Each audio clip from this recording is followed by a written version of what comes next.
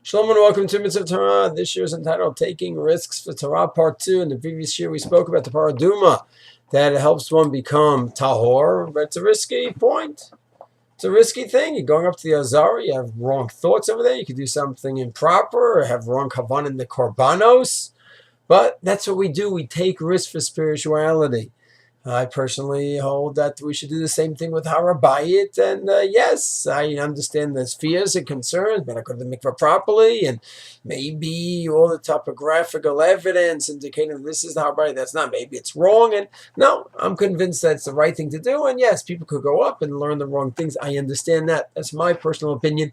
We take risks for spirituality, and of course everyone has to follow their posek, but that's a general rule that no one's going to argue with, that we take risks for spirituality. I'd like to give some more examples, specifically about Eretz Yisrael. A person could go ahead and stay in Chutz La'aretz. You already have your learning seder, you have your shul you go to, the mikveh you go to, the yeshiva you send your kids to. Everything is great.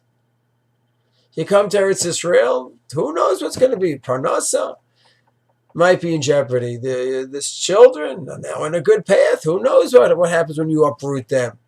And maybe not be able to learn as much. Maybe not keep Trum and Maser properly. Hashgachas and Kashrus in Israel is confusing, more confusing than the OU and the Kashrus and the Star K in the States. And the list of in England and the South African based in etc., etc. Why take a risk? And yes, there are risks when one makes Aliyat Israel, but that's what a Jew does. You want to reach greater heights, you take greater risks. And coming to Israel is a risk. No guarantee that everything's going to work out fine, and the parnas is going to work out fine, and the kids are going to turn out well, and the shalom bayis won't be destroyed. There's no guarantee. It's a risk. It is. But to me, and to all of us who made Aliyah, I think we'd all agree it's a risk that's well worth taking. But I think it's a certain headspace that we have to have in general in our lives, that there's always a certain comfort in the easy life, the stable, the steady. And changing issues, positions, whatever it may be risky. But that's what a Jew does for spirituality. Which risks should one engage in, should be involved in? A person should talk it over with his or her Rebbe and guide and mentor.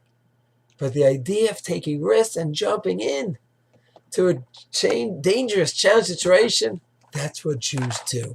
And that's how we grow. The specifics, each one has to talk it over and work it out. But as a general hashkafa, we take risks, we plunge forward, we do a lot of davening, and we hope that we merit siyata d'shmaya, that all of our risks and our plans and challenges blossom with Hashem's help. Shalom.